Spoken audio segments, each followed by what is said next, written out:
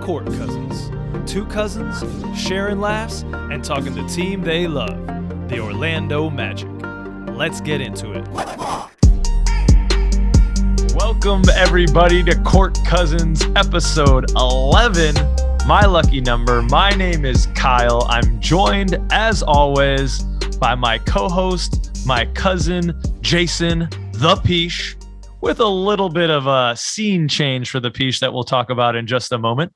We've got a great show for you today, ladies and gentlemen. We're going to start, as always, with our ROLO Check In.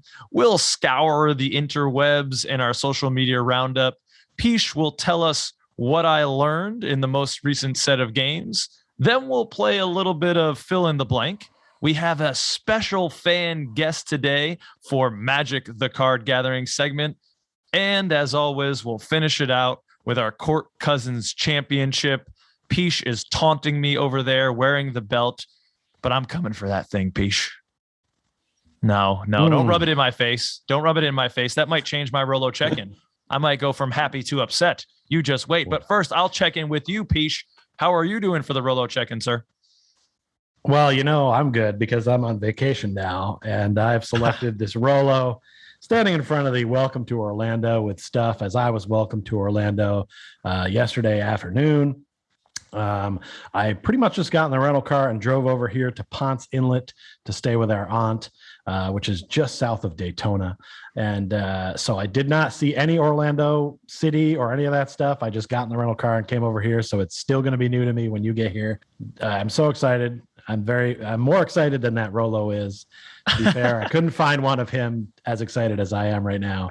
To be here, to be on the verge of going to Magic games. You're coming down tomorrow. Yes. And man, I already went on the VIP Daytona 500, the Daytona International Speedway tour today. Sweet. VIP. It was amazing.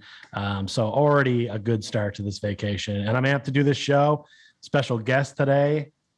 Different location. I was supposed to be out on the back deck, but we didn't have enough Wi-Fi, so I'm inside. You still look good, buddy. Could have had a sweet beach background. That's my only complaint so far. Other than that, it's been aces. I'm excited for you to come join. How's your ROLO check-in faring? It better be a good one. Oh, well, it's exuberant, just like yourself, sir. I'm pulling from the archive. I have the jersey retirement ROLO because I'm feeling very celebratory. We've recently passed, thank you everyone, our 100 subscriber mark. There's the Wilt, 100 subscribers and climbing. Thank you everyone who has clicked that subscribe button and is showing us a little bit of love. It's been a lot of fun to do this.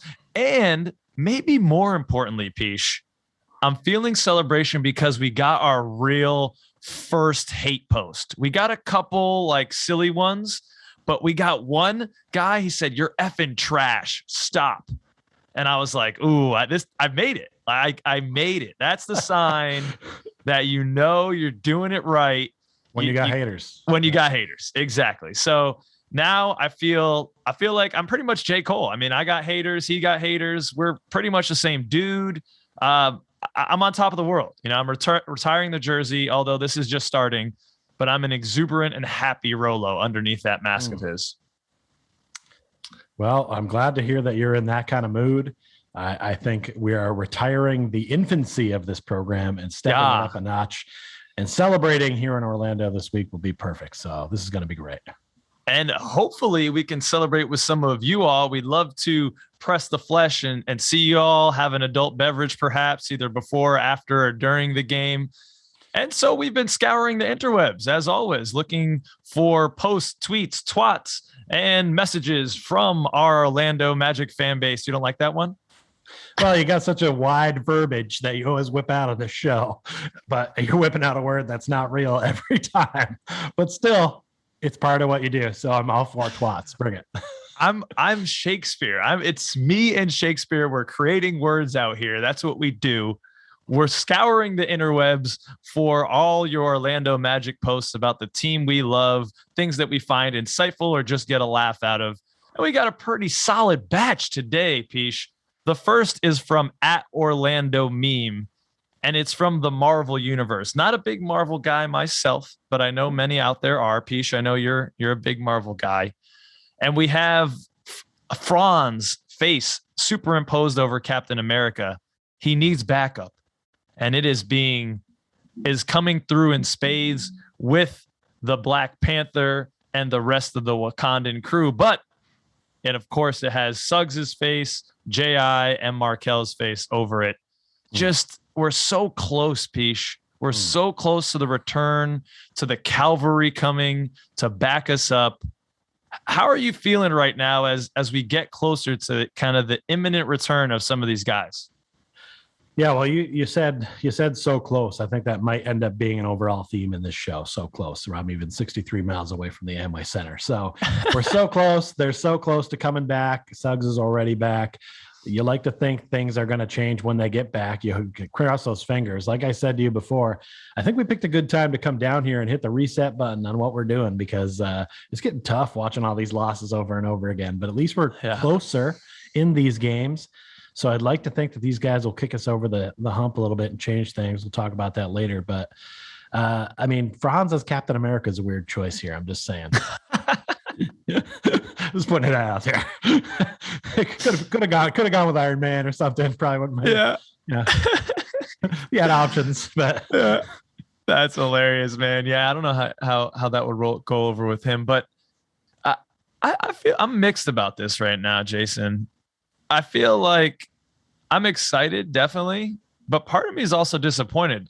We don't even know if they're going to be playing in these games that are January 26, and we're in January. We're in the January 20s, and when we booked these tickets to go down to these games, I don't think either of us thought it was a possibility that both of these guys wouldn't be back. I mean, we're like, oh yeah, after the new year. I mean, at least let me speak for myself. I thought I was going to go down and pretty much see the full strength team, barring any other injury that hadn't happened yet. But I don't even know if that's a possibility. Right? It's a very real possibility that for this game on Friday and the game on Sunday, we don't see either Markel or J.I. And that has me kind of bummed, to be honest. I am excited about them coming back. But it's just taken so long, and it's been such a drudge of a season that I'm really hoping they lift me up, because there's that pessimistic Magic fan, again, that I speak about in the back of my mind that's a little bit anxious about, what if these guys come back and they don't really move the meter in the way that we need to. I'm especially worried about J.I. I think, Markel coming off just that one surgery, but J.I.'s had procedures on both knees now, and he hyperextended the one before he went out with the torn ACL. So it's like, is he going to be the same rim protector, a guy with two kind of redone knees now, that he was before the injuries? And I think that's a lot to ask, and I don't want to put too much expectation on him, but I also want to have something to get excited for. So I'm feeling very torn about this meme, about the hope that we're always peddled. As Magic fans this past year, we've just been peddled hope after hope after hope. And I just hope that it manifests into some type of concrete something. Hope doesn't cost you anything, so don't worry about having some. It's okay. We can have a little bit there. I know you're still the optimist in there at heart. So whether we see them or not, it's still going to be a good time. They'll be there in street clothes. At least you can at least talk to them if you want. Maybe if you yell. Yeah, I guess so. Well, something that you can always depend on, just like hope as a Magic fan, is at MagicMan816, aka Jeff Weltgod. Just always coming through with heaters. Always coming through. Yeah. And here he has a little meme for us with Jordan Peele, sweat dripping down his face, and almost like a Who Wants to Be a Millionaire vibe with the questions over it. And the dialogue he has is the wife asking Jordan Peele, I saw you bought another Orlando Magic jersey, and now your side of the closet has more jerseys than regular clothes. Why did you buy another one? And Jordan Peele is just sweating. Should I answer A, it was an accident? B, I've had it for ages? C, I got a good deal on it? D, you look really hot. Peach, how would you get out of this quagmire? Well, I'll answer first, but I'm more interested in what you have to say because this applies to you. I answer to no one, except for maybe my bank account, because I am interested in going ham on some Magic jerseys. In fact, I'd have seen one in the airport. I'd have a fresh one on right now. But I wore this one because it's the last one I wore last time I went to a game, all the way back in 2007. But anyway, this is a perfect meme to catch that jersey vibe that we all have. We all get excited when you get a nice jersey, and it's okay to have I've had a closet once that was entirely full of jerseys on both sides. I've had one dedicated just to jerseys. It's an amazing thing when you have a guy friend over. They're always amazed when they see it. There's nothing wrong with this if you can afford to do it, and that's your thing. Do it up, man. Get a jersey. They have great resale value. It's kind of an investment when you think about it. I mean, everybody's a winner here. You look fresh when you go to games. Let's go, everybody. Yeah, I can't get by the image in my head now of your guy friends coming over. It's like a bro date. Hey, man, come check out my closet. Man, it's like, hey, you got to see this, friend. And then you open it up and they're just like, whoa, and the light comes out. Is that a Larry Johnson Knicks jersey? Why do you have that? It's like, I don't know, I just do. Well, my lady has been super supportive of the jersey acquisitions thus far. Mm-hmm. Mm-hmm. But I feel as though this is a real test in a relationship. Mm-hmm. And can be a real barometer for how things are going. And will she switch up or will she stay the same? Beginning of the relationship, we're only like a little over a year in. She's encouraging it, even buys me tons of Magic stuff. You were at Christmas. You've seen it. You've seen it with your own two eyes. Mm-hmm. I've also seen the downfall. Turn? Yeah. Will it turn? Will there be a turning point a year down the road, 2 years down the road where it's like, babe, this is not Maybe. Anymore. You're getting rid of all of these. And then what happens? And I have a choice to make. The love of my life or the love of my life, right. Who do I choose? Right. It's going to be tough. Yeah. So maybe you'll have to propose to the Magic while you're here so that you can say they came first. Yeah. I don't think I'd have a house to come back to. She might burn it down. Anyways. A lot of heat. Yeah. Don't do that. Going on to our next post from @ORL_EGW, Eli on Twitter.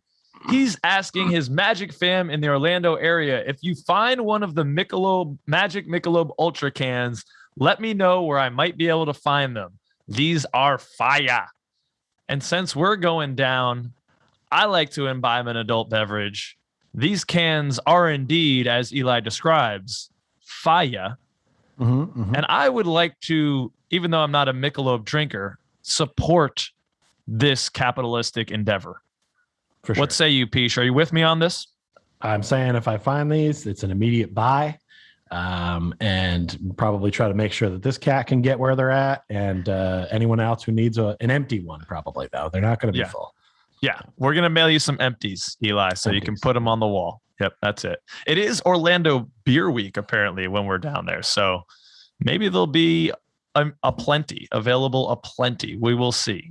The last one, we try to mix it up a little bit and try to get some funny or insightful posts from many different people. But when you're good, Pich. When you got it, you got it. And Jeff Weltgod, he's got it. Yep. He has that Midas touch. Whatever he touches turns to gold. And he got another one that's gold here. He said that Luka Instagram story is crazy, ... And it's a picture of Luka standing next to Jamal Mosley with a speech bubble saying, I'll come to Orlando, but Suggs is never allowed to bring up that and one. Man. If at any point Luka Doncic would consider coming to the Orlando Magic because he wants to work with Jamal Mosley, that would be a turning point in my life. Sign him up. Everybody can go. Everybody I like, even whoever's jersey I buy tomorrow, they're out. Luka's that good. But yeah, another Jeff Welt gold piece right here dropped on everybody. It's good stuff. I mean, if that was ever an option on the table, you got to take it, because no matter how much the Magic builds here, and I have actually seen this written a few times this week, but never eloquently enough to be part of this segment. people are realizing that we're building a mid-level team here and we're not getting that superstar. We need somebody we have already to develop into a superstar, which could happen. Yeah. Or we need to obtain one in this next draft or bring one in from free agency. You need a superstar to get to the next level, or at least the potential for their one to be there. And I think some people don't think we have it. I think we might, but I think we still need some extra pieces to get to the next level too. A guy like Luka is what you need. You need one of those guys that's in an all-star perennially, will always get voted in, even if they've been injured for most of the first half of the season. Like, you kind of need that behind a championship caliber team. Now, part of our build is we got to come up slow. Maybe we'll make the playoffs once as an 8 or a 7 seed, and then hopefully make the jump up from there. And people aren't really being patient with that right now. And I get it, because we have 8 wins and it's been a long season already, but that's the kind of guy you need to get. And if any connection that Mosley has brings in a player he knows already, do it, find a way to do it, trade pick, do something to make it happen, because you can't usually acquire superstars easily. Any attempt to do it should be done. Yeah. I mean, the Mavs disposed of us easily, and outside of Luka, they have kind of a middling team. They don't have anyone that jumps out at you. Jalen Brunson. They got the Chris Tapps. Yeah. Okay.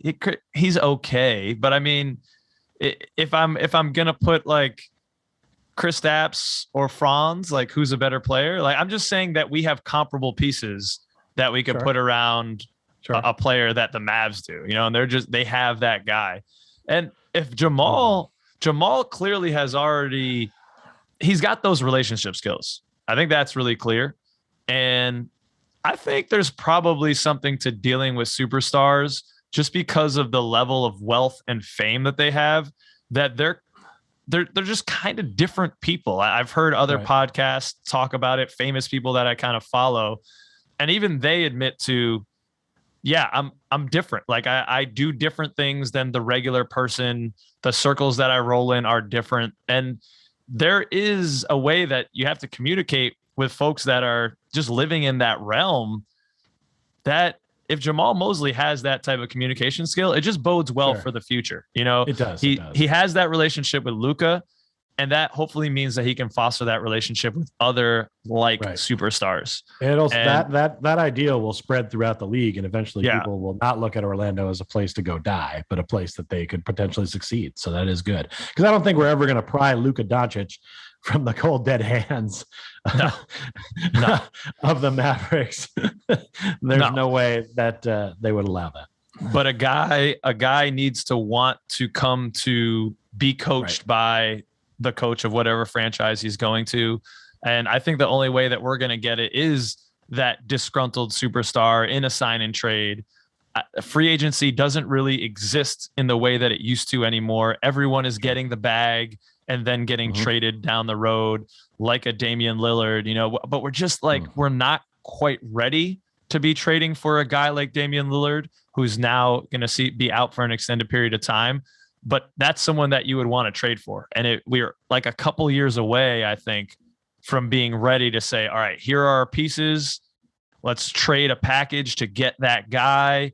And now we're cooking with gasoline. So if Jamal Mosley can lay that foundation and be someone that superstars around the league look to and say, this is a guy I can trust, I'm open to going there, then that is coming a long distance from where we are now. Because like you said, I feel like we kind of are looked down a little bit in the league. Well, speaking of getting the bag, I got a lot of knowledge that popped into my head from these last 6 games, more than you might think. And I'm going to tell you about it and what I learned coming. An old man, his porch, and some words of wisdom. You kids, none of you are following your shot. Everybody's taking a shot and then running back down the court, claiming that you got to get back on defense. But what about finishing your shot? Whoever shoots it up, they know where it's going to come off the rim. Go follow it, grab your rebound, and finish the play. Give some effort. All these times I see these guys taking a shot and running back. Some guys are just turning around. They don't even watch to see where the ball goes. Back in my day, we had guys shooting, following their shots, getting a rebound, the hoop and the harm. And that's the way we liked it. All right, let's go right into it. First off, the game against Detroit, a 97-92 loss. Man, I know I said this one other time when we played Houston, but like sometimes I get so excited about the possibility of winning a game against a weak team that it hurts me more than it should. And this is definitely the case in this game. I love the uniform matchup in this. We were wearing the black and orange, and they were wearing that red and blue one they have. Nice contrast. It looked real nice out there. T. Ross had a sweet jam on an inbounds play that was kind of mind-blowing. You should look it up if you haven't seen it. The Pistons, to me, are feeling a little bit like us. They've got talent. They're just experience away from breaking through and maybe like one star hitting that team, which is why our records are probably similar here. Why we'll be fighting for the bottom. Fighting for that top draft pick. The one experienced player they do have is named Trey Lyles, and he looks like he's straight out of the minivan. He just dropped his kid off at soccer practice, then came over and just laid it down on the Orlando Magic. Like, who was this guy? I don't know. I learned about him. Also, Hamidou Diallo was Hamadouing in this game. And he had a block of Mo Bamba. And for those scoring at home, that's a 6'5" guy blocking a 7-footer with a massive wingspan that Mo Bamba has. He gets up, gets the block. I appreciate a little man getting the block. We all love Suggs doing it in the preseason, but I'll tell you this right now, that is a sad state of affairs. And that's why you get the nickname Mo Bambi once in a while. It's for moments like that. And we're looking for a first-round pick for this guy. Hopefully they didn't see that. Good luck. Yeah. He wasn't even in the game down the stretch as T. Ross and his free throws attempted to come back, but it wasn't enough. This game had old NBA video game vibes for the Pistons because they could get to the rim whenever they wanted to. I don't know if you remember any of those old school like 2K games. Like you pretty much just get the ball with your point guard and you could just drive to the hole and score whenever you wanted. And it felt that way a little bit for them. The only guy who was having some trouble scoring was Cunningham. He really didn't play that well in this game. I didn't think he shot the ball very poorly. He was 3 for 14. He was 0 for 5 from 3. And I was sort of like wondering, is this guy really the rookie of the year? But Franz only came to the table with 9 in this game. So it wasn't too good for the two rookie candidates in this one. And when you consider that 6 of Cunningham's 12 points in this game were free throws, he really just didn't play the game that you would have expected from him, but neither did Franz. So then we move on to the 102-100 loss to Washington. This is the first of the back-to-backs here. And the Magic led most of this game. The Wizards pulled away in the fourth, and the Magic fought to close this gap. Roz scored 20 consecutive points and had 32 overall. 20 consecutive points. That's amazing. And then we saw that was indeed something when it got brought up the next night. And Kuzma had 27 points and 22 boards. It's quite clear the Lakers let a good one go here.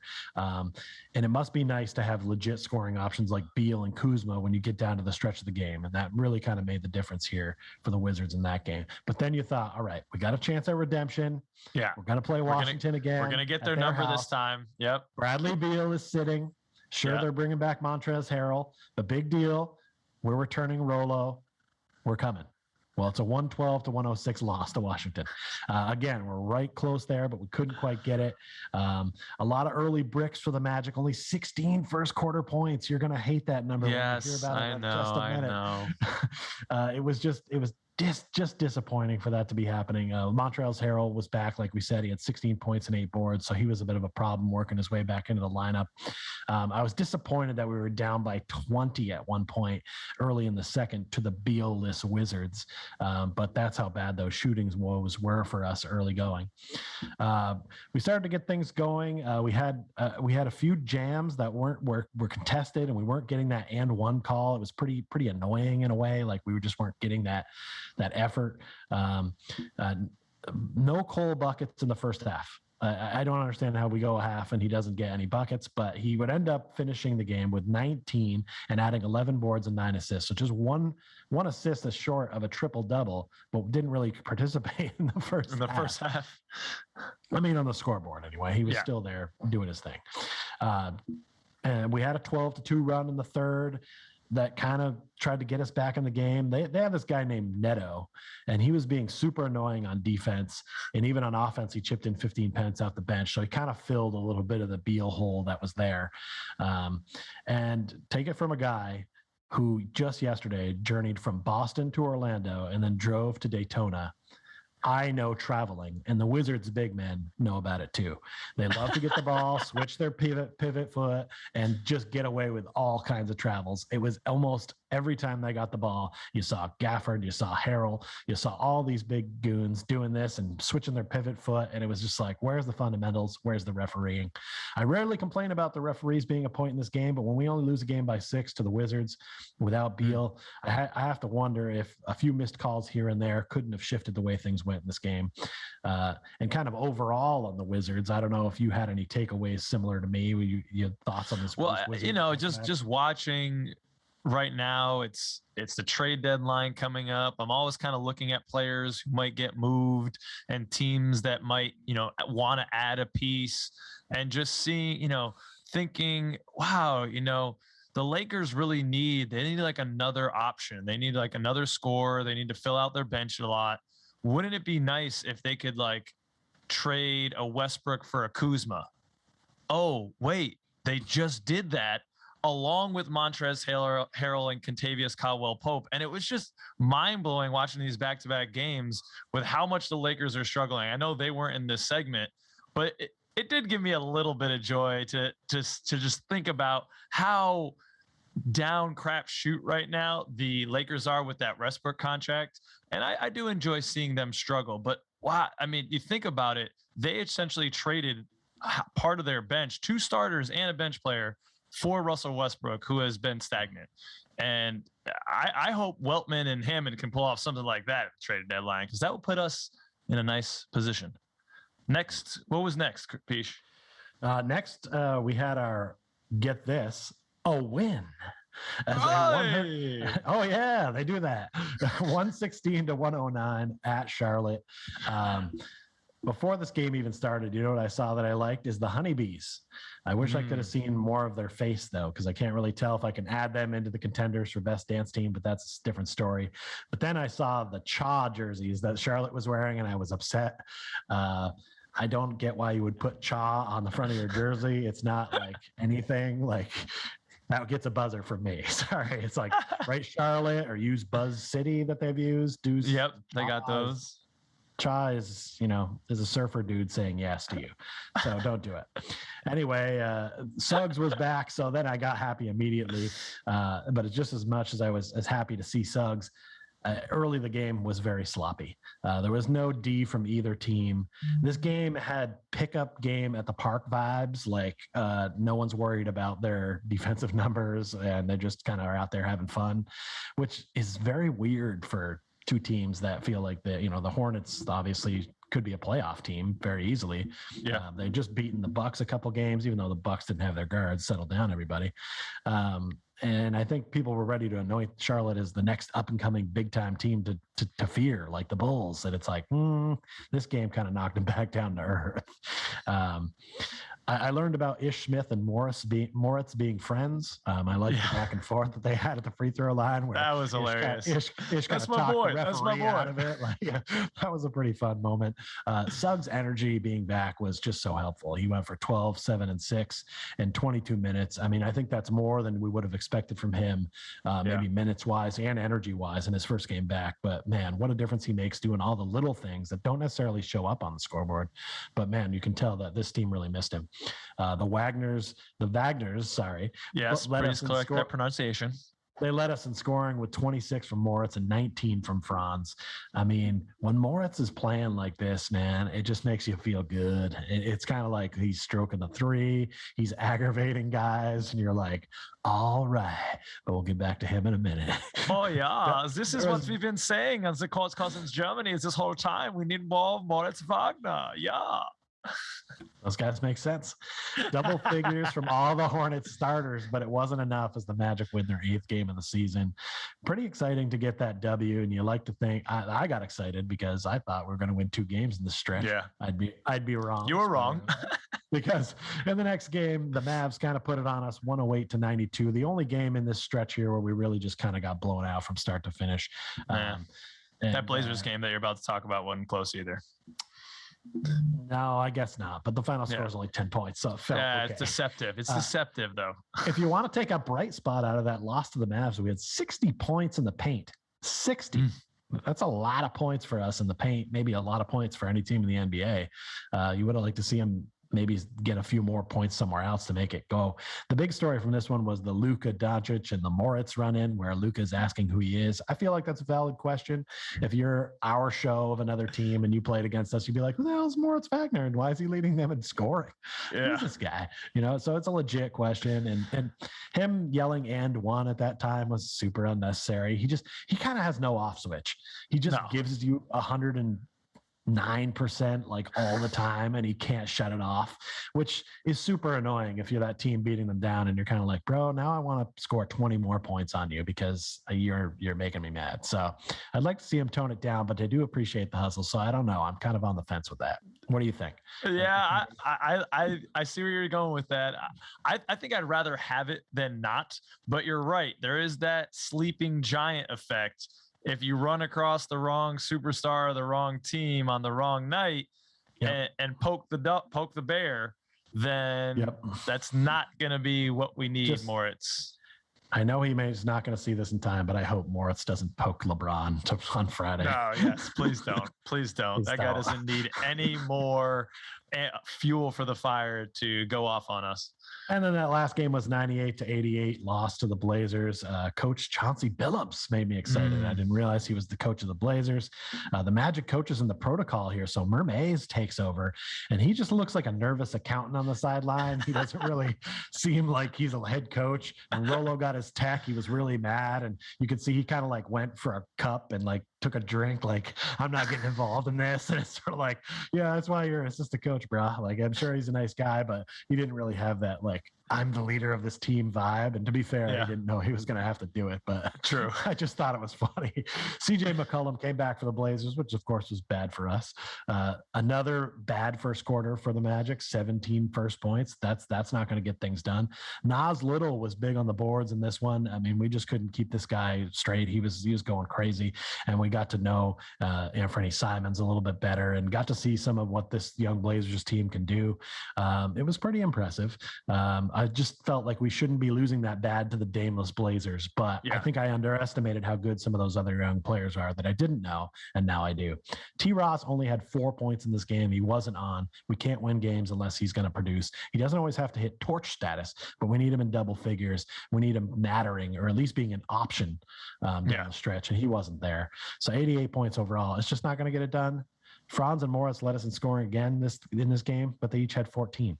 So those are just numbers that aren't going to fly. Well, I appreciate that rundown, Pich, because I turned this one off in the third quarter. Still haven't finished it yet. I will go back eventually, maybe on the plane or something. I'll spring for the Wi-Fi. But yeah, I went and watched a little run to shrink that score down. But it never felt close. It's the score is deceptive. We just could not hit a shot. And I was just so frustrated because we also played like crap in the Mavs game. It just didn't seem like we had the intensity or the tenacity as we came out that edge. And so I went and I watched a sloth paint and then watched it dry. I figured that would be a better spending of my time.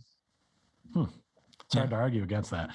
But overall, I'd like to say that I learned that we're staying in more games. The teams that are blowing us out, at least we're kind of making them work for it. We're not just laying down anymore. But we do need T. Ross to get those bench points for us to win games. I think it's a great time, like I said, for us to be here in Orlando and rejuvenate our vibes, because through the first 45 games, we are 8-37. And it's kind of like we're always trying to look for that positive spin and stuff. And right now we're getting it by being here and getting to be a part of Orlando Nation live and in the flesh. I see more wins coming in the second half because of all the returning people and because of the homestands. I think we set a record for away games through the halfway point, and it takes its toll, all that travel and with all the guys in and out of the lineup. So I think as we start to get a more solid unit together and play more home games, that it's going to come up. But the 22.5 preseason win prediction we talked about in some of our first episodes, I'm not feeling very good. You're not feeling so good about your bet? I mean, maybe, but it's tough. I think we need to start scouting the best available draft people now. I think now's the time. It's time. It's time to start watching some college basketball and figuring out who's coming. Oh, not yet. I'm not ready, Pich. All right, you wait, man. I'll start in by watching some Paulo and some Chet Holmgren, and we'll let you know what I see. All right. Well, thanks for letting us know everything you saw in the recent games that just transpired. All right, ladies and gentlemen, we're now going into Magic the Card Gathering. That time when Pich dives into his treasure trove of cards to pull out some interesting stories about the franchise we love, the Orlando Magic. But on our last episode, we offered it up to you with anyone that would respond to the call for their own take on Magic the Card Gathering. And that call was replied to by none other than Jay from Magic Player History. So before we get into the segment, we're welcoming Jay onto the show. Jay, how you doing for the ROLO Check In? You got to check in. You got to check in. Well, guys, good to be here. Thanks for bringing me on the show. There's only one way that I could check in with my ROLO Check In. Since I'm here to show off my cards from Magic Player History, it was only fitting that I had Rolo showing off his card collection as well. So that's how I'm feeling. I'm pumped to be here, and I'm very happy to show off some of my collection. And that is one heck of a Photoshop job, my friend. Really excited. What? That was really rolling with cards. I don't know what you're talking about. And before we get into the segment itself, could you tell the people out there, and also for my education, what it is you do with Magic Player History and how that all kind of came about?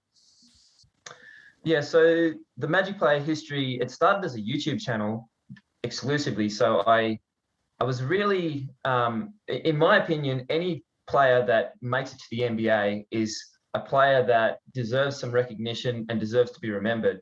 And I had a lot of Orlando Magic players who I couldn't even find a single photo of over time of them in uniform. And with my basketball cards, I tried to collect a basketball card of every player who ever played for the franchise, but some they just never had a card made.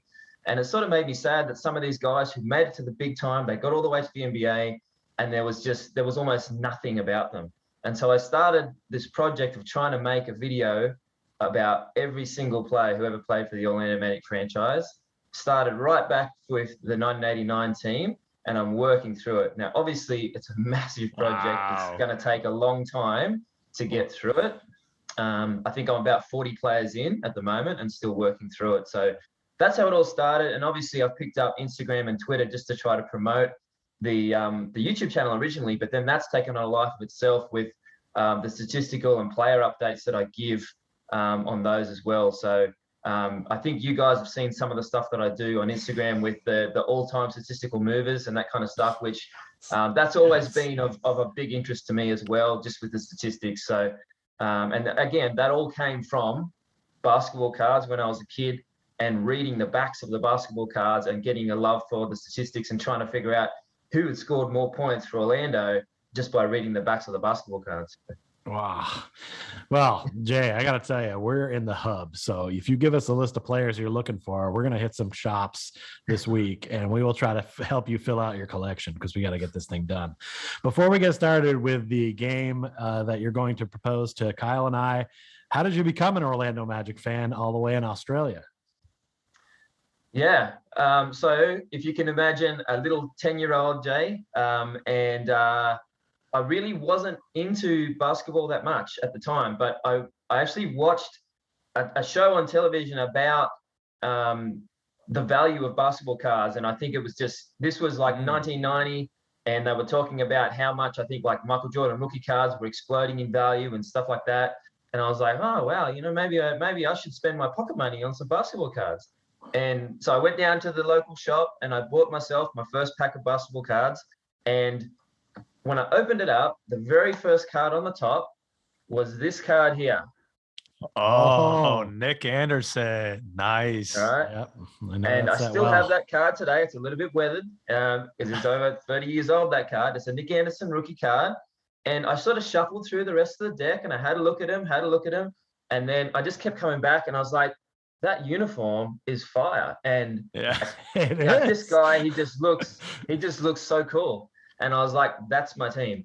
And you can imagine. Oh, he's got the other one. I've got that one too. I just happen to have that one here. I only brought like 7 cards. I've got all the Nick Anderson rookies. Don't worry. But yeah, obviously my excitement in a couple of years later when we drafted Shaquille O'Neal and the Magic actually exploded. So, but my claim to fame is that I have never found any other Australian Orlando Magic fan who was actually a fan of the team before Shaquille O'Neal. So that's it's hard to find. Yeah, so I was on the bandwagon from Nick Anderson and Dennis Scott days. Me too. I was there with Scott Skiles in '89, their first season. Got to see him as a 10-year-old. I even got to get on the court. So wow, we're about the same. This is timing wise. This is going to work out pretty well. Yeah. All right. So Jay, they're going to be the proud winner of a $25 gift card to NBAstore.com, so you can get some more merch to hang on your walls. They look great. Yeah, a bit more. Take us into the game. Let's go. What do you got for us? Quiz this man. Well, I think Pich, last time you showed some cards, and I think it was you showed the Gerald Wilkins and Dominique Wilkins. Yeah. And not only was Kyle unaware that we'd had both the brothers play for the team, but I think he didn't even know that Gerald Wilkins played existed, for the team, maybe. Yeah, he doesn't know. or was even an NBA player. I'm not sure. Right. Yeah. And so I thought, look, we've got to educate Kyle on some of these Orlando Magic players from the past, and I've tried not to go too obscure. Okay, so hopefully I haven't made it too easy or too hard. But what I'm going to do is I'm going to throw up some cards to the screen for you. I'm going to give you multiple choice. It's going to make it a little bit easier, and we'll see if you can name that player. All right, I like it, Jay. I'm leaving my ego at the door, and I'm ready to learn. What do you got? So if you need backup, you call a friend. I'll be over here. We'll see I'll phone you in, Bish. All right. I'm going to try to start with an easy one. So we'll see how you go with this one. All right. So. Okay. Here we go. This guy here. Okay. That one I think I have. That's number 20. It's a recent jersey. That's one of my favorite defenders on that team. That's Petrus, right? Mikael Petrus. Yes. Yeah. I think he was an underrated. I think he was an underrated player with our team, Jay. I think he was crucial to that championship run as one of our kind of perimeter defenders. Love that guy.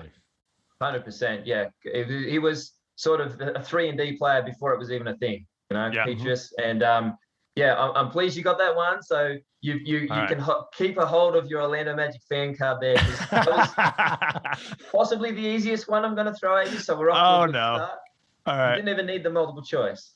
Yeah. All right. I'll see if I can trip you up with this one, or if you're paying close attention. So I'm going to bring this one down.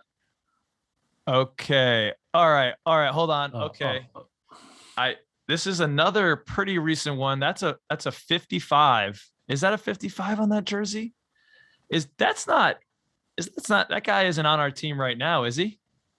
Well, this is his rookie card from 2012. Oh, look at these hints you're getting right now. That's not Etuan Moore, is it?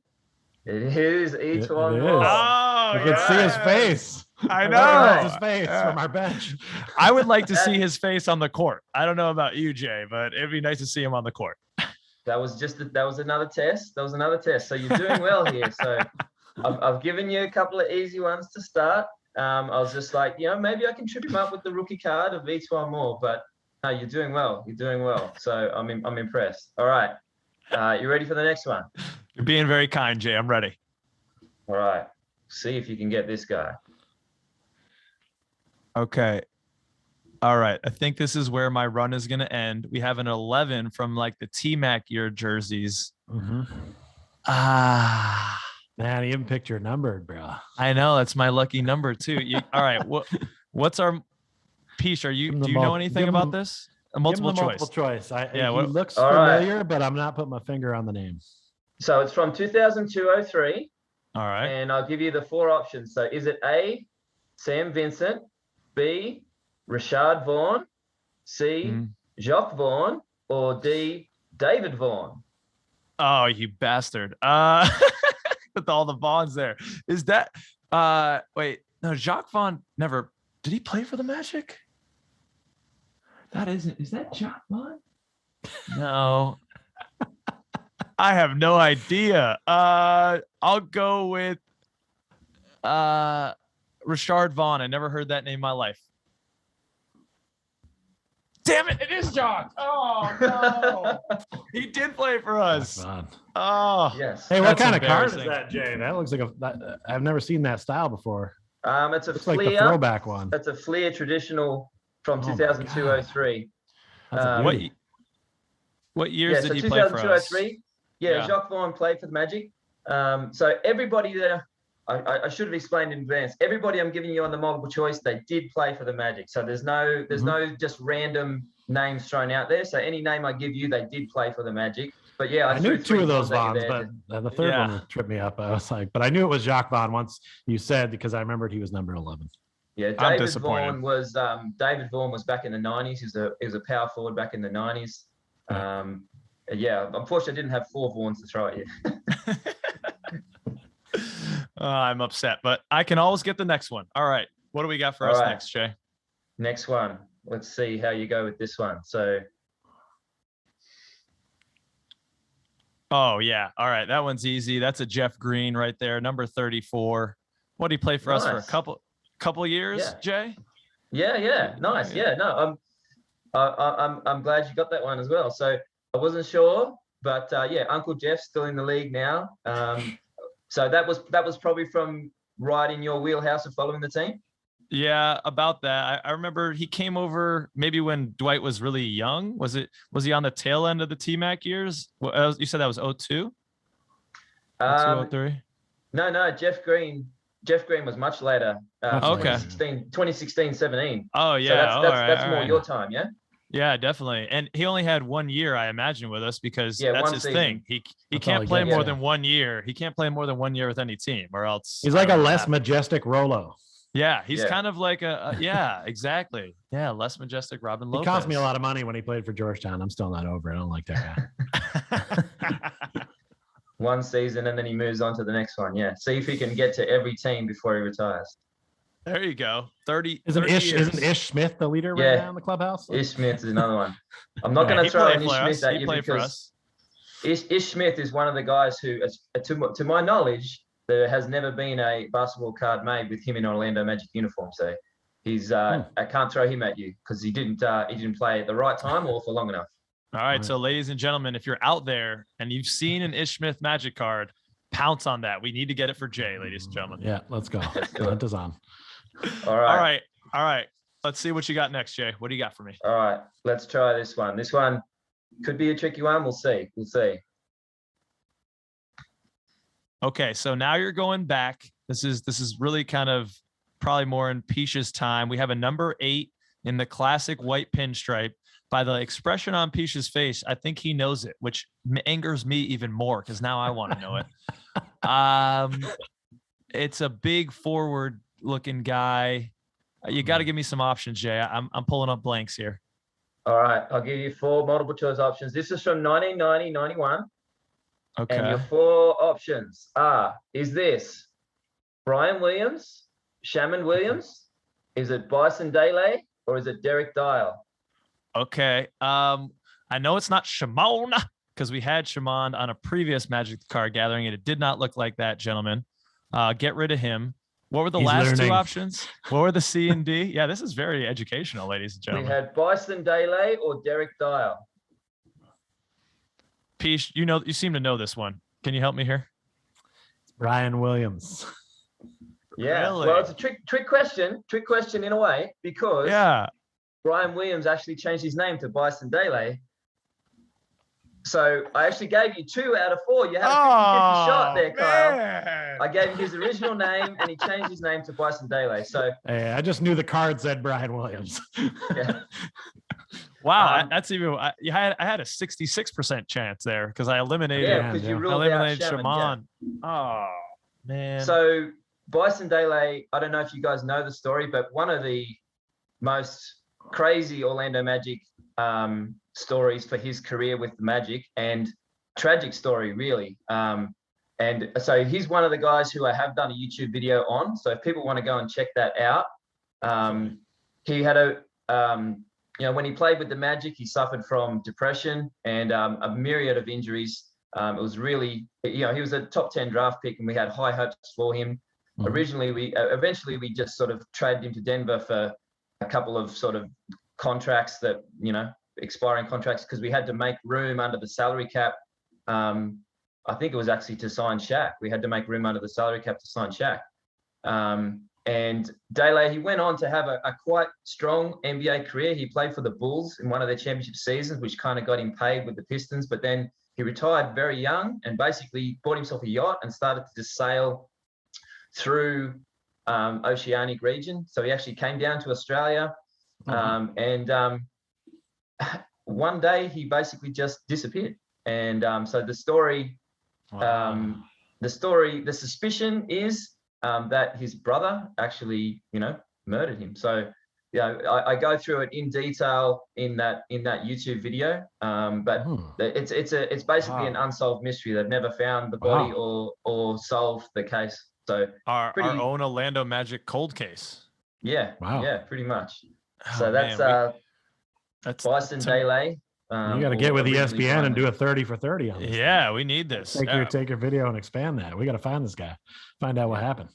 And the way that the ladies love the murder podcast, I think if we got all the women in the world together, they would solve that. At least my girlfriend would, or she'd tell me she would. I think even the mere mention of this on our show is going to increase our viewership by like 300% when the women department, they're going to be like, wait, somebody died?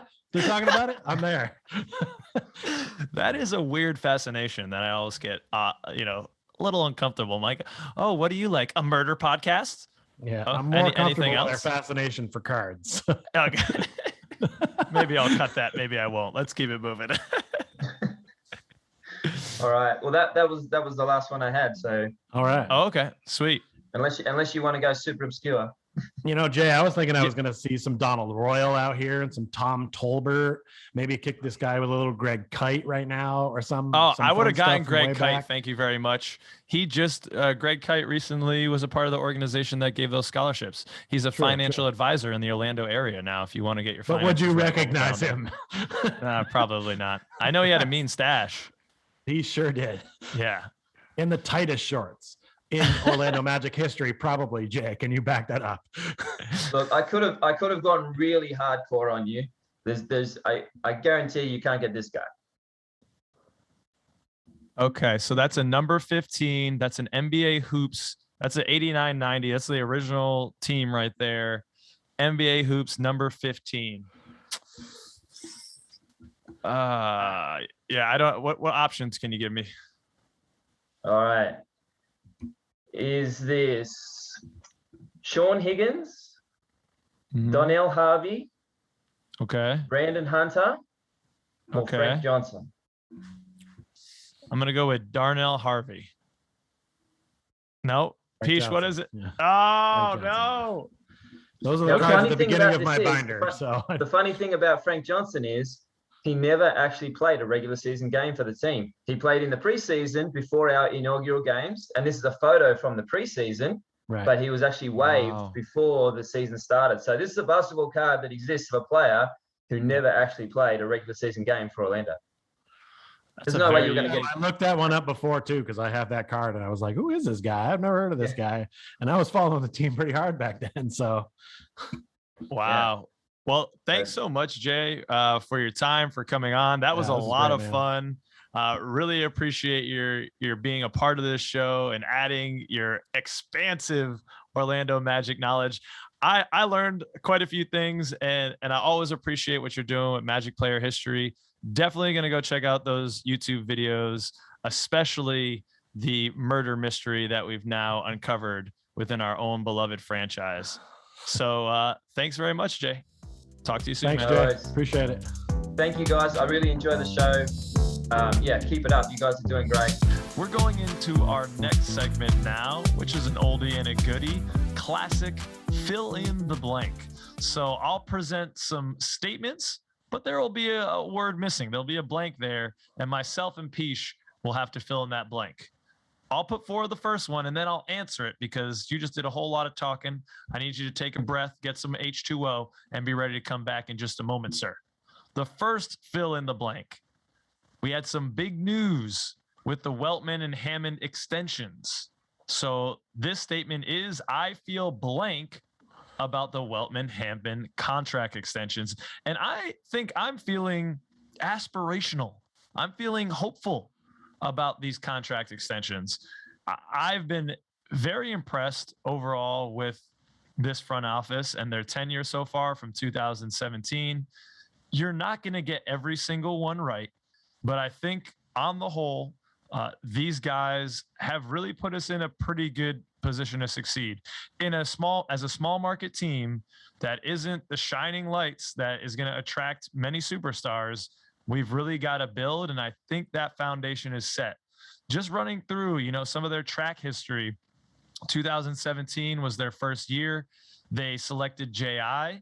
That pick was looking really good, and I think we still think that is a very good pick. And he was a fringe defensive player of the year until he got injured. So you can't really argue with that one. They also selected in that draft Wes Iwundu, fan favorite, and then some guy Anzech Padsnikniks, 25th overall, who never played with us. We traded in Philly. That was just interesting. I just wanted to share that with everyone. But did they make a card of him? Yes. Well, we'll have to see and get back with a J on that one.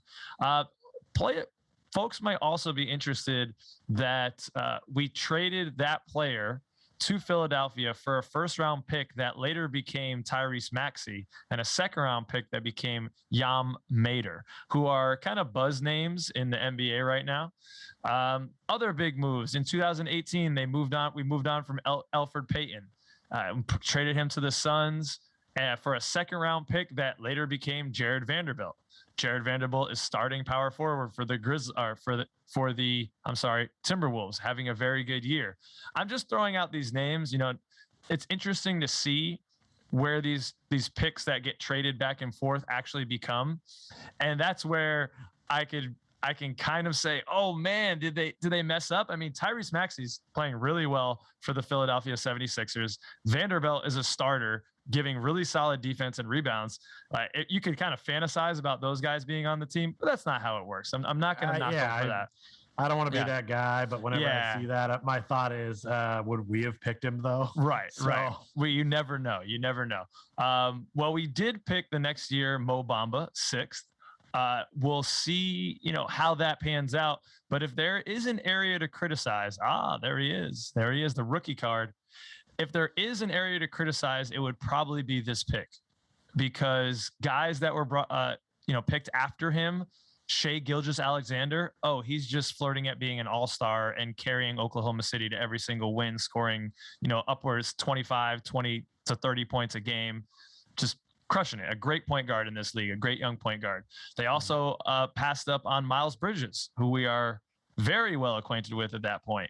Anthony Simons, who he played last night and is a exciting prospect as a guard. Gary Trent Jr. And we picked Jared Vanderbilt, but then traded him to Denver for Justin Jackson and Cody Martin. So that's the area where I'm like, I think we kind of missed that potentially. They signed Aaron Gordon. They were then able to get rid of, I know you're not happy with that one, but hold tight. We were able to get some assets when we traded them. So that actually, they turned that around. They got rid of the Bismack Biyombo contract. And that's when we sent Cody Martin out of town, and we brought in our beloved Timofey Mozgov, who's making $5 million this year.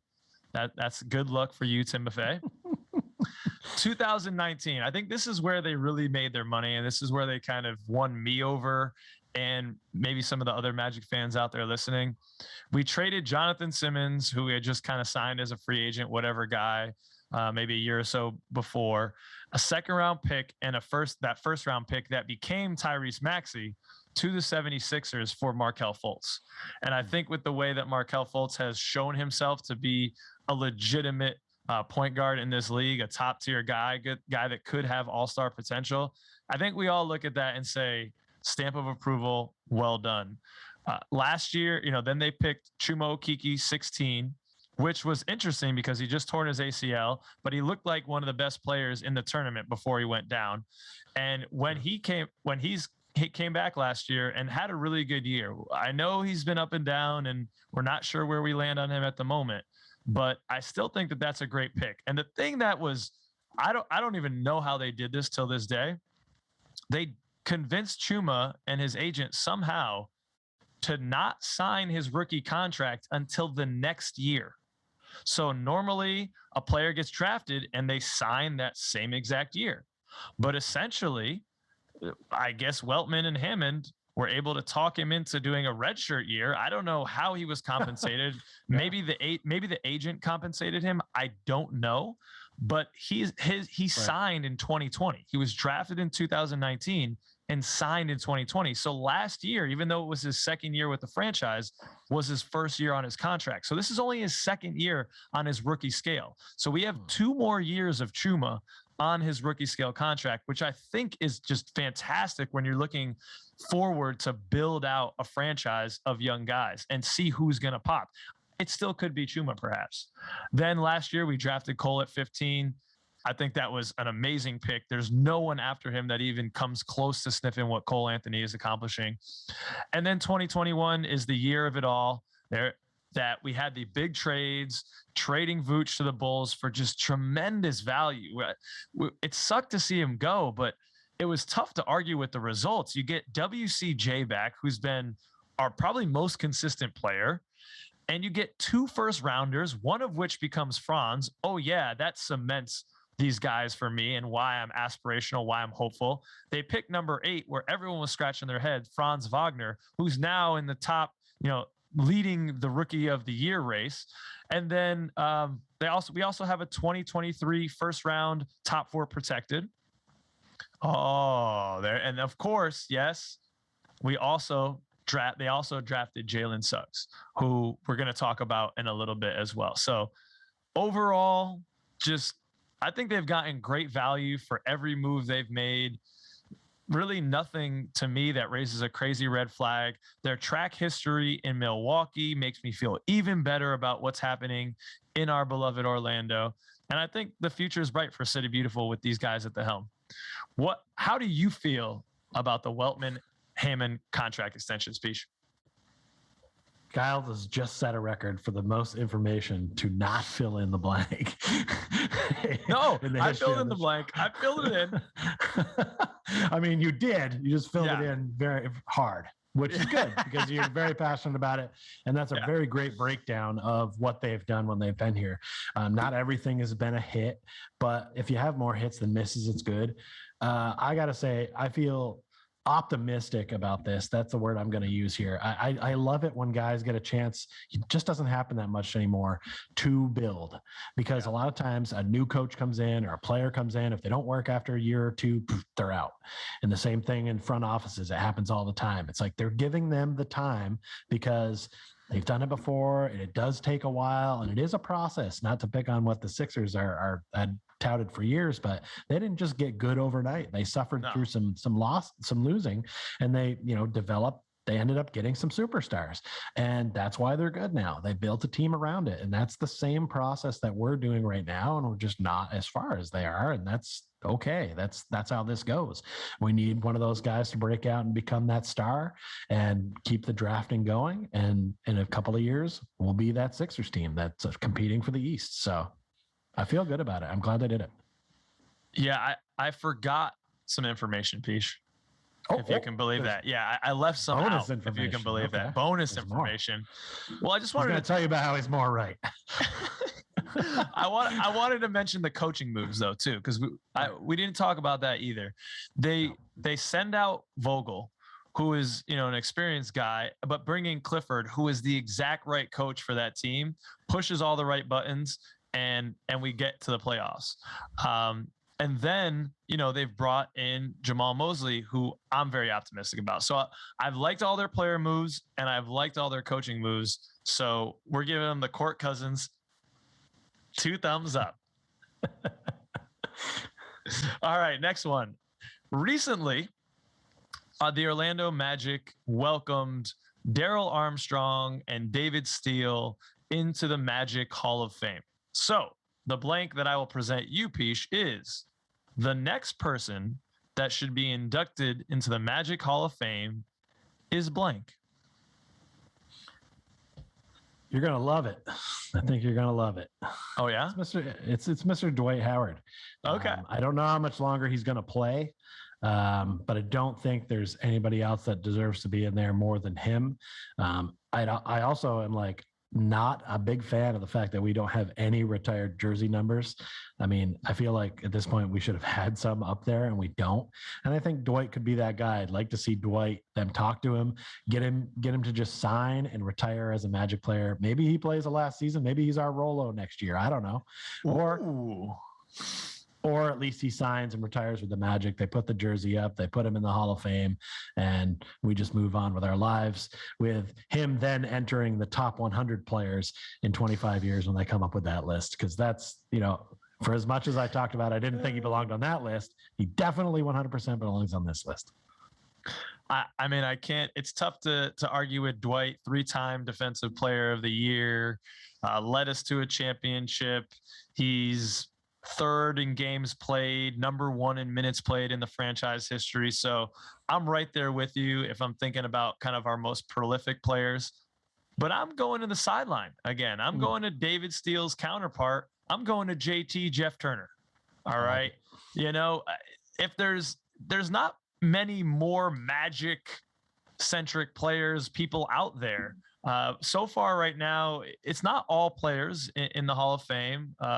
We do have Darrell Armstrong, Tracy McGrady, Jimmy Hewitt is in there, Penny, Rich DeVos, Shaq, Pat Williams, and Nick Anderson. I think Jeff would be a logical addition, seeing who we already have. He played 7 years with us, including our inaugural year from 89 to 96. That was most of his career. I think he played a couple of years international and a couple of years with the Nets, I want to say. After that, pretty much immediately after his playing days, he became the radio color commentator for 9 years until 2003. But he didn't really leave the Orlando area too much. He went on to be a high school basketball coach and led his team to the Florida State Championship, which, another Florida tie there. And then after that, he came right back to the sideline. He left on top in the high school coaching game and then came and became David Steele's running mate there on the sideline in 2013.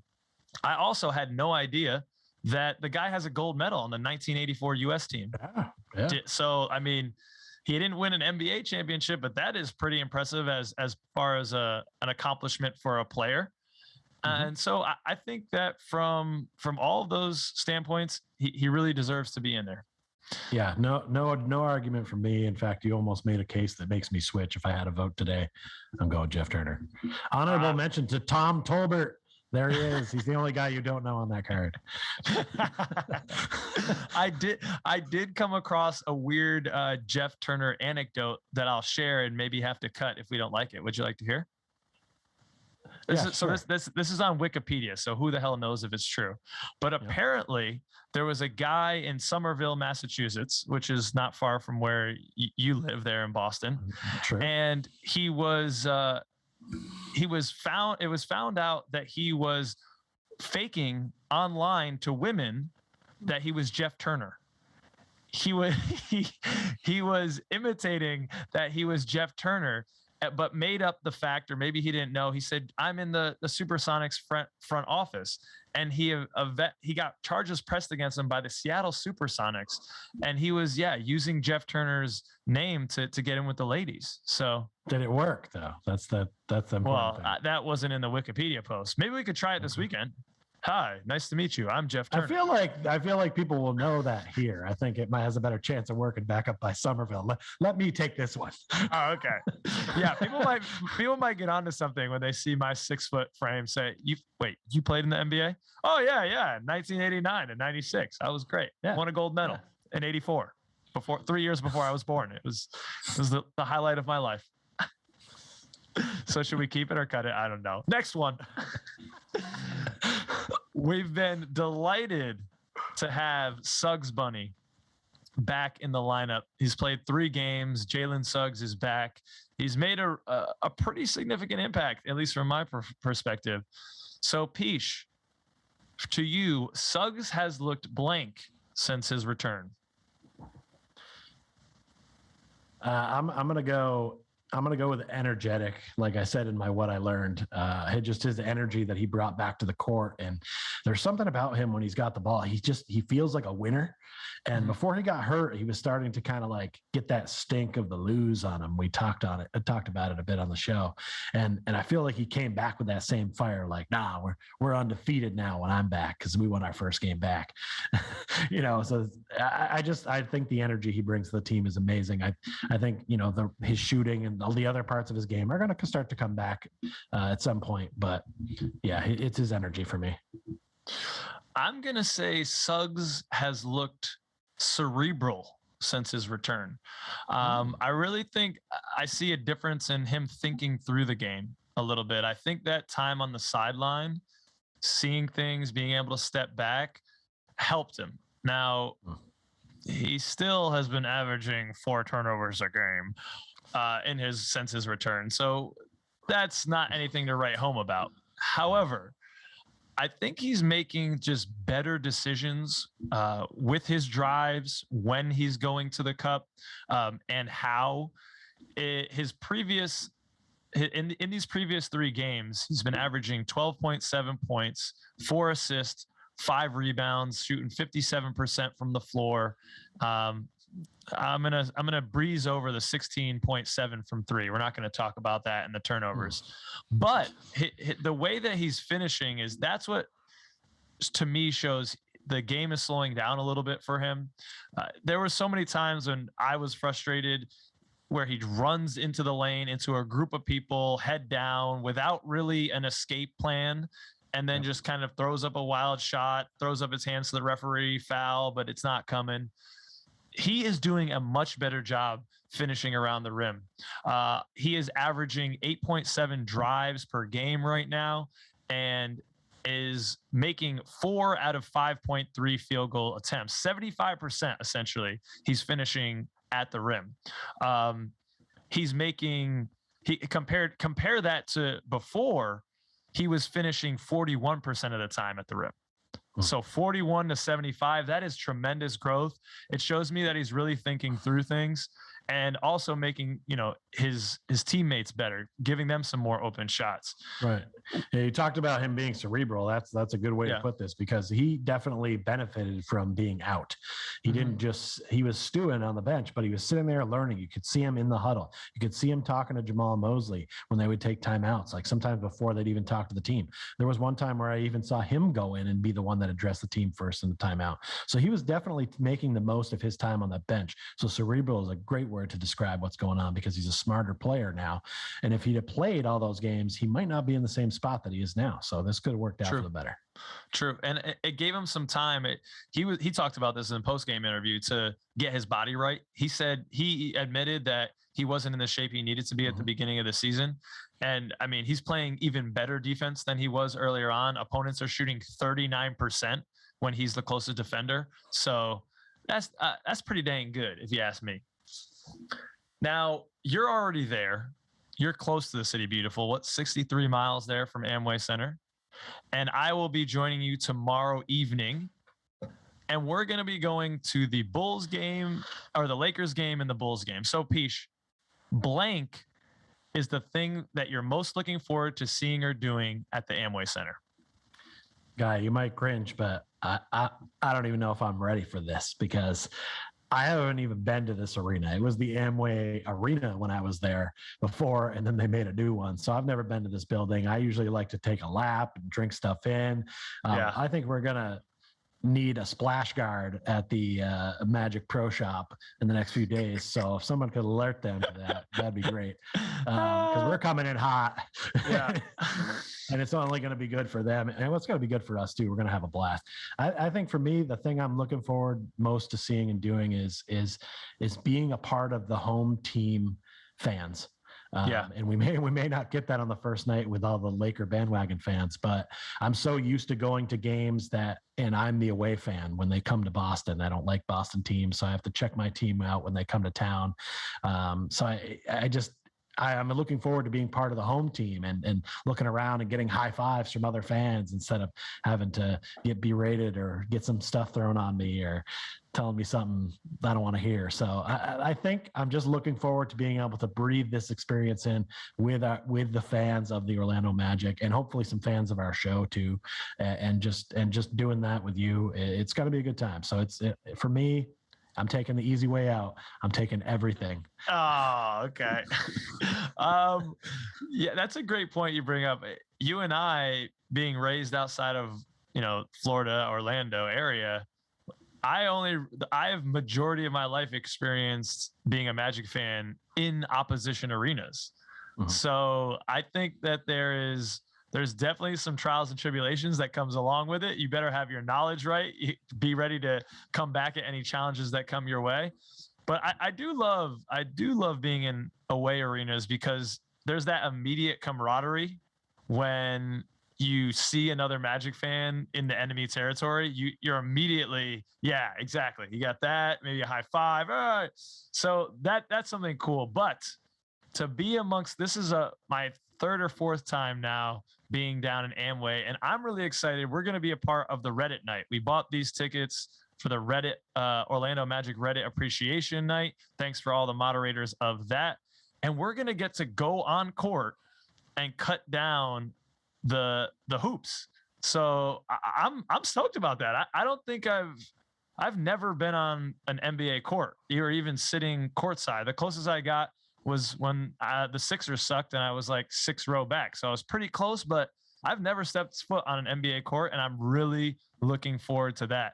The other 2 times that I went to Amway was with a former lady, and it was her and her whole family. And I bought the tickets, and I wasn't as experienced a concert event goer as I am now. So I got, unbeknownst to me, I got the last row of, I think, the 200 section.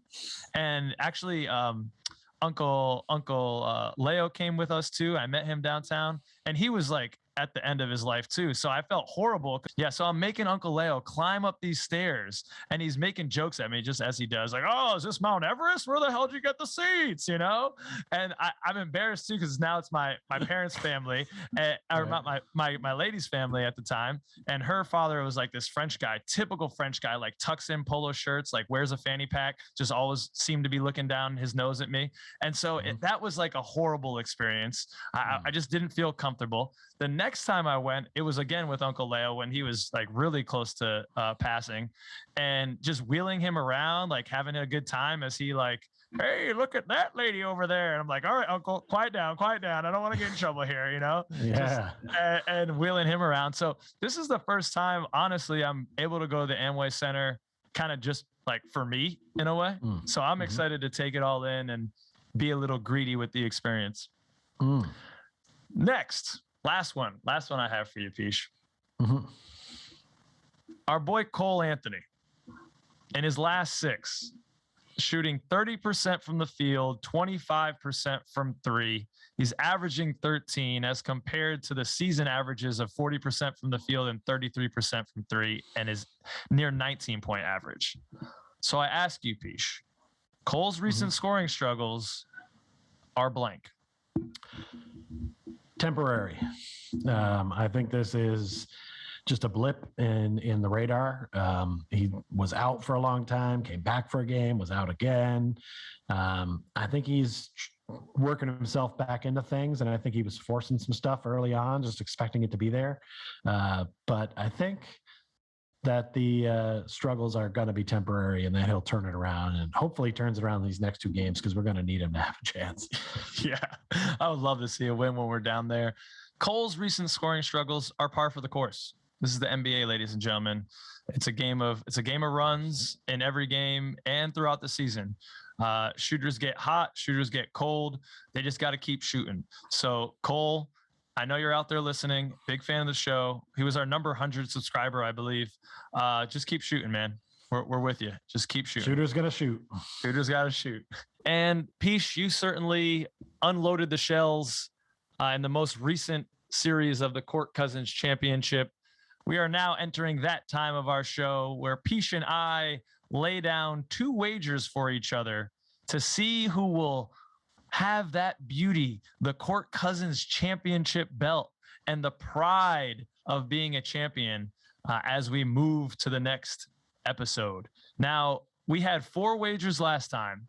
Pich, you won 3, I won 1. The first was wins in our next 5. The line was set at 1.5. I took the under, sadly, and sadly I won. The next 3, you got out the brooms and you swept me away. We took 2 random quarter. Well, they weren't random. I chose first. We took 2 quarters each and decided and saw whose quarters had the most points scored in them by our Orlando Magic. The final score here, Kyle 295, Pich 299. Ooh, got him. That stings, man. I needed that 17-point first quarter that you talked about and what I learned, man. I needed 4 more there. Couldn't get me 21, gentlemen. Come on. This is why I watched the Blazers game all the way to the end, because I knew Oh, there you go. Okay. Maybe I would have stuck in too if I had fourth quarter. So I lost that one. The next one, we went on to Perbs, of course, points, rebounds, and blocks for Mo Bamba. We set the line at 17.7 combined points, rebounds, and blocks. Pich went under. He had no faith in Mo, and that no faith paid off. He went Bambi on us.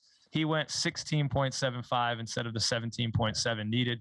And then last, we went for free throw attempts. The gentleman had been getting to the line a lot more. Franz had really been pushing it, and we've been rewarded by the Zebras getting to the line. We had been averaging 25.2 free throw attempts per game in those past 6 games. That did not happen. This 6 games, we went under that at 17.6 opportunities from the charity stripe. So, Pich, you took the under and you won. 3-1 advantage to the champion. I have to sweep now. I have to sweep this week or this episode's wagers in order to pry that beauty from your shoulder. So I don't know. You want to lay the first one on me, Pich? I will. As I lay the belt down over there where it can be safe. Yeah. Well, it's not safe for long. I'm coming for it. Well, I don't think you're going to get this sweep, guy. So probably not. All right. So last time we did the offense by quarter. So I say to you, let's do the defense by quarter. Same scope. You get first round draft pick. Select your quarter. Okay. I am gonna go with the fourth quarter here because a couple reasons. We are a team that comes back. If I probably had a redo of picking the quarter with most points, I might take fourth. We tend to have these nice runs late. Unfortunately, it's not always enough, but I like the fourth quarter. Sometimes, when we're getting blown out, also the other team can become a little bit of garbage time and we might have an advantage there. So I'm going to take the fourth quarter. All right. Well, I'm going to have to take the second quarter. Okay. I don't have a ton of justification that I want to talk about because there is another pick to be made. So go ahead. Oh, okay. You were afraid that if you gave the rationale, it might give away your next move here. Or am I? And then I'm going to go back to the first quarter because we tend to win first quarters. So I'm just going to say that we're going to come out with high intensity. Our starting unit has been our best unit for the most part through this year. So that's what I'm going to go. Did I take the one that you wanted or no? No, I'm good I'm loving my second and third for those scoring at home, even though I'm the only one that does that. I have second and third and you have first and fourth. I think you've selected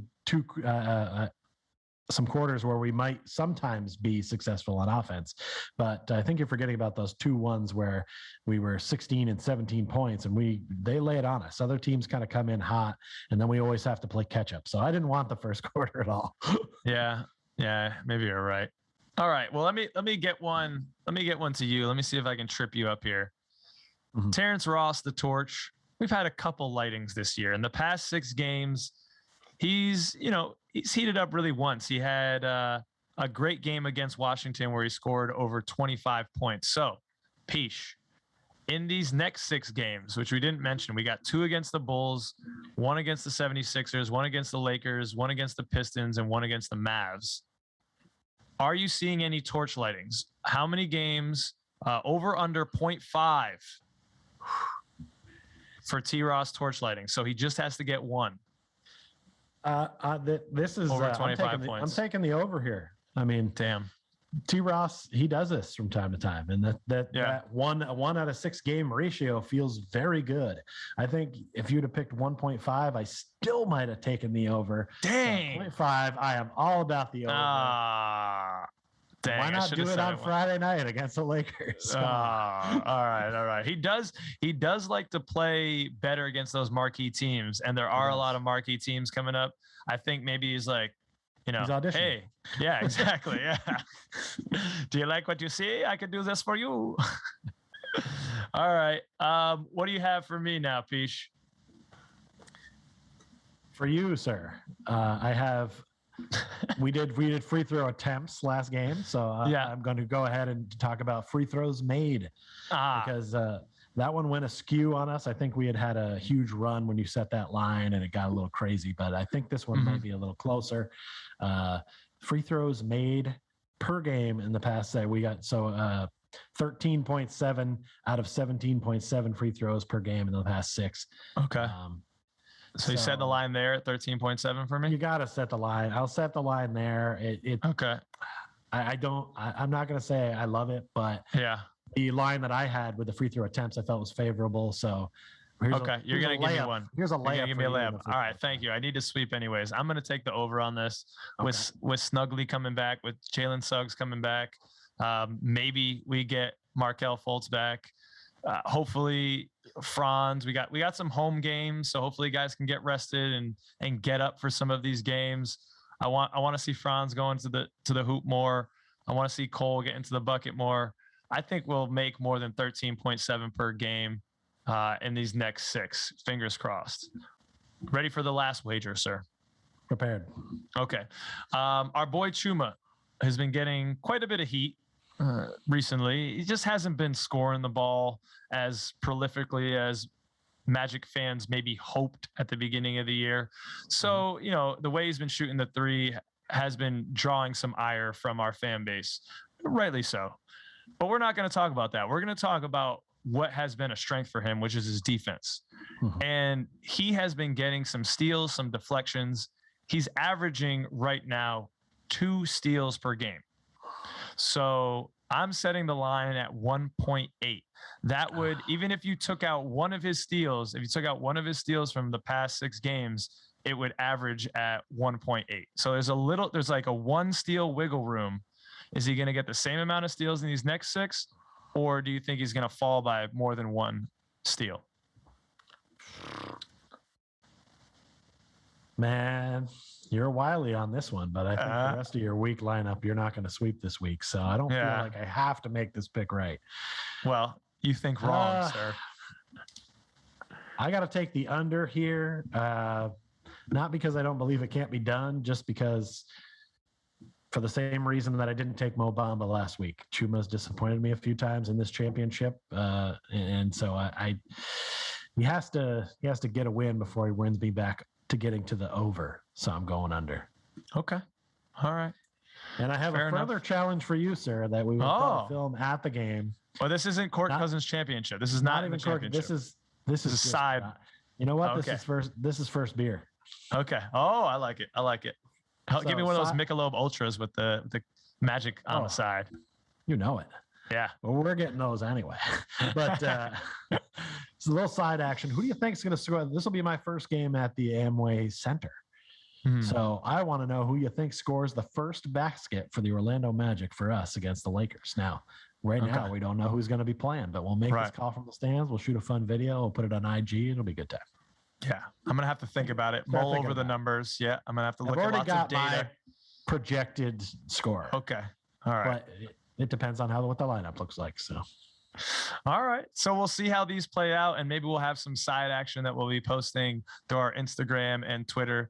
So please stay connected. Thanks for watching, ladies and gentlemen. Throw us a like and a subscribe. Lets us know that we're doing something that people enjoy and appreciate.